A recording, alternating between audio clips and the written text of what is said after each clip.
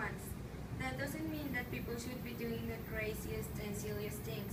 It means that we all should take care of the only life we have, and if it's in our hands, also take care of other people's lives. The purpose of my speech is to make you aware of the importance of the consequences of drunk driving, and also to make you understand why it should be punished more strictly. Nowadays, people keep talking about how the government has to punish all those criminals who kill people with guns, cold steels, and criminals who kidnap and extort others. But what about those who play with people's lives? What about those who don't care enough to realize the damage they might cause if they drive while they're drunk? While they're drunk. Being in a top 10 should be something to be proud of. But instead of being in a top 10 in sports or culture, Mexico isn't in the top 10 of traffic accidents.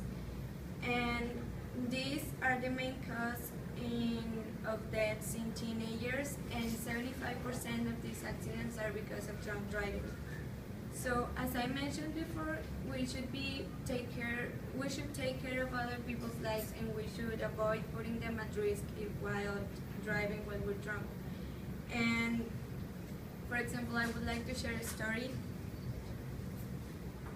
Jerry Romero was a senior high school, and he was very involved in sports, and he had plans like we all have.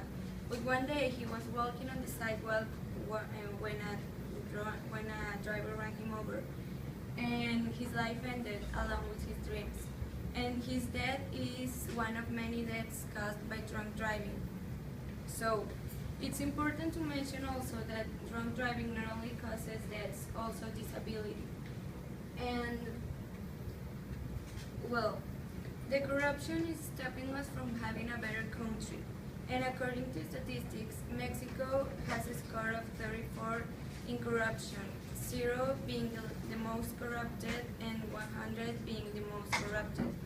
And we need to understand that as a society, it's our duty to do something if we really want to stop this and to have a better country. So, also that the corruption is not only in the police, it's in the society. And nowadays, getting a ticket or being in jail for a night or two isn't enough. Drunk drivers should be treated as criminals, and drunk driving as a more serious crime. Of course, it's important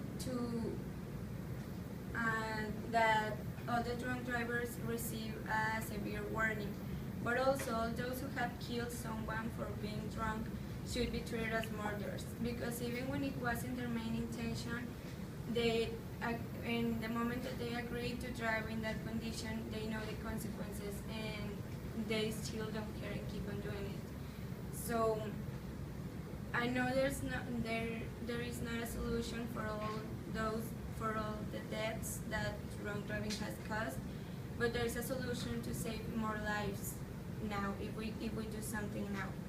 So to conclude, I would like to say that people keep complaining about such things like the government, the weather, the school, and other things.